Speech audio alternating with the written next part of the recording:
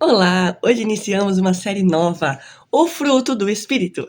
Hoje nós vamos, a partir desse vídeo, fazer a introdução a esse estudo, que nós vamos fazer por alguns dias, né? Ele vai ser um pouco mais curto do que o de mulheres, porque ele tem um estudo formalizado dentro de um texto, né? Mas ele é muito importante para nós. Então eu gostaria que, ao pensar nesse texto do fruto do Espírito, você pense nesse fruto.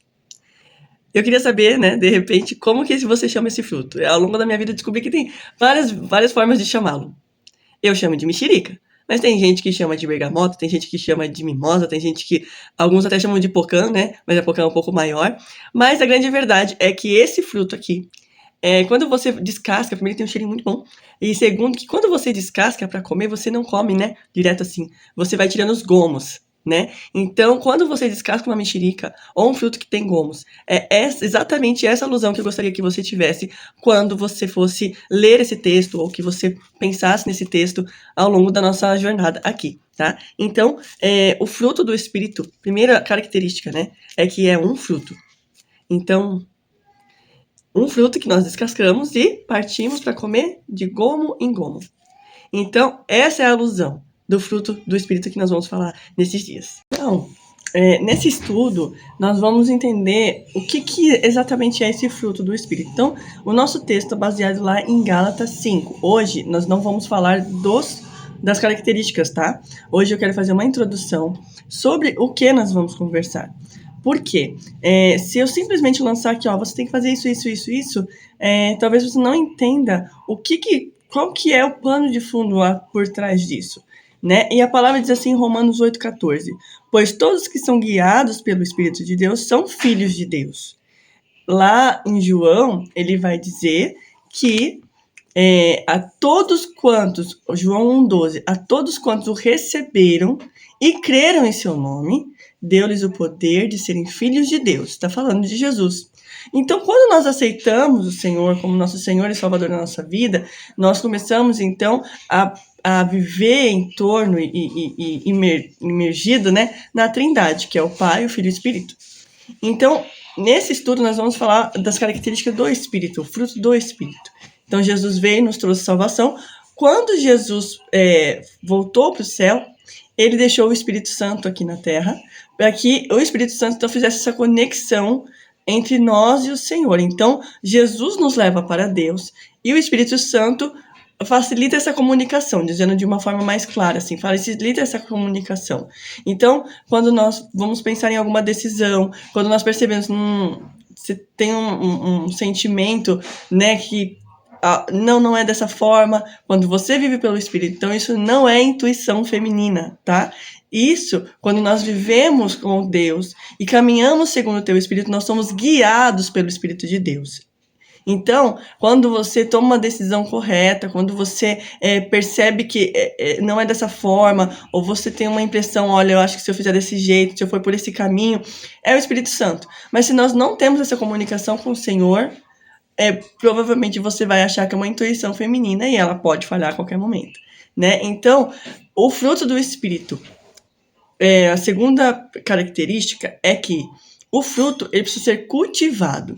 Nesse texto de Gálatas 5, nos versículos anteriores, nós vamos perceber que ele está falando da lei, e em seguida ele está falando das obras da carne, e então ele vem e fala do fruto do Espírito. Então você percebe que ele fala de obras e de fruto. As obras é o que nós fazemos naturalmente, é o que o nosso coração, o que a nossa alma tem a predisposição a fazer. Depois da queda, como eu já disse em alguns outros estudos aqui, depois da queda, o homem ficou comprometido com a maldade. Então, o ser humano é comprometido com o pecado após a queda, e só Jesus que pode nos livrar dessa escravidão. Então, se nós não conhecemos Jesus, nós, infelizmente, não estamos livres da escravidão, porque a palavra diz em Romanos que todos pecaram e carecem, o que precisam da glória de Deus, porque o salário do pecado é a morte, mas o dom gratuito de Deus é a vida.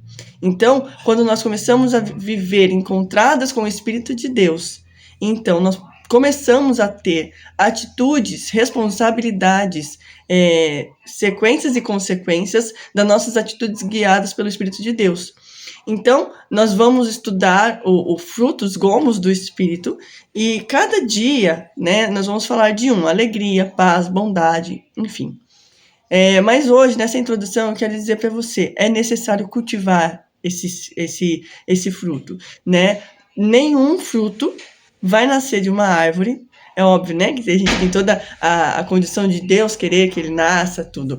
Mas digamos que você planta lá no teu jardim um pé de manjericão, ou um pé de mexerica, que é o que nós estamos falando aqui, né? Se ele não for cultivado, ele não vai crescer. Se ele não for cultivado, ele não vai trazer frutos, né? Então, assim, e às vezes cada fruto tem o seu tipo de cultivo, né? Então, o fruto tem alguns que você vai pôr adubo, tem um tipo de adubo, eu não entendo muito de agronomia, tá bom? Então, não vou dizer aqui qual que é o melhor adubo para colocar numa mexerica, para que ela cresça e dê frutos, mas nós estamos num período do ano que você vai ver que tem várias árvores aí cheias desses frutos, né? Então, se você vai passando aí, você vai ver, dependendo da cidade que você mora, você vê com mais facilidade, os pomares lotados, né? Porque tem o seu tempo certo. Mas o fruto do Espírito é algo que nós precisamos cultivar sempre, de forma constante. E você vai perceber que tem algumas características que você vai ter um pouco mais de facilidade, tem outras que você vai ter um pouco mais de dificuldade. E aí são para elas que você precisa dar mais atenção. Então hoje eu quero dizer e deixar esse texto que eu li aqui, que está lá em Romanos 8,14, já como ponte para o texto de Gálatas 5:21, a partir do 22, que nós vamos tratar sobre o fruto do Espírito. Então, aqueles que são guiados pelo Espírito de Deus, esses são filhos de Deus. Então, além de você se tornar filho de Deus, entregando a sua vida para Jesus como seu único Senhor e Salvador, autor e consumador da sua fé, é necessário também que você viva guiada pelo Espírito de Deus. Não tem como desconectar uma coisa da outra. Quando você conhece Jesus, você também conhece o Espírito de Deus. E eles, então, são um com o Pai, e essa é a Trindade. Então, nesse estudo, nós vamos falar sobre a ação do Espírito sobre a nossa vida, a ação do Espírito Santo. E depois, nós vamos falar também sobre essas obras da carne. O que são as obras da carne? O que o nosso coração tem predisposição a fazer? Como que a nossa carne ela tem predisposição à maldade, vindo lá da consequência do pecado lá no Éden. Então, a queda, ela infelizmente trouxe para nós todas essas predisposições ao pecado, né? Porque nós estávamos mortos antes de conhecer Jesus. A palavra diz que nós estávamos mortos em nossos delitos e pecados. Mas então eu quero deixar para você que se nós vivemos guiados pelo Espírito de Deus, nós somos filhos de Deus. Ou seja, isso evidencia que somos filhos de Deus. Quando nós tomamos atitudes baseadas no Espírito de Deus, baseadas no que o Senhor quer que tomamos, o que a palavra diz, nessa função, que quando começamos a funcionar diante do Espírito de Deus, cultivando o fruto do Espírito, isso evidencia que nós somos filhos de Deus, ou seja, guiados pelo Espírito Santo de Deus.